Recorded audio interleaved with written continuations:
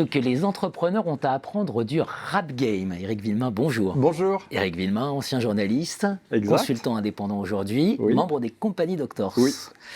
Article dans les Échos. Oui, Voilà. Et récemment. donc, après Dr. Dre, le Wu-Tang.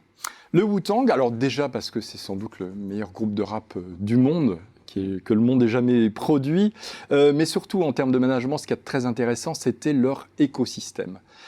C'est des rappeurs qui étaient nombreux, une dizaine dans la core team, dans le groupe vraiment.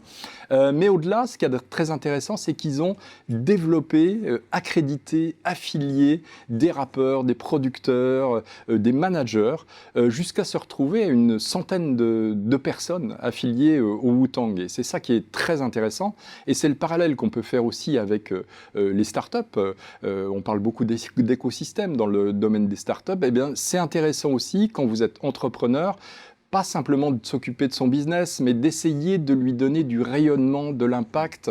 Et pour ça, d'être investi finalement dans sa ville, dans son écosystème, et voire de l'animer, comme l'a fait RZA, qui est le leader charismatique du Wu-Tang. Grâce à ça, finalement, ils ont maillé le territoire et finalement occupé une place qui était plus grande qu'eux. Et c'était vraiment très bien joué de ce point de vue-là. Vous nous dites une sorte d'entreprise libérée. Oui, parce que tout n'est pas centralisé.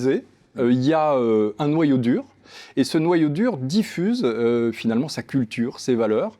Les autres adhèrent et les adhérents, les affiliés à la Wu-Fam, il y avait même un nom à cet écosystème, eh bien prêchent la bonne parole et finalement sont très proches et permettent de donner de l'impact, un impact qui est bien supérieur à celui s'ils avaient été eux-mêmes. Exactement. Comme le Wu-Tang anime un écosystème. Exactement. Merci Éric Villemain. Merci.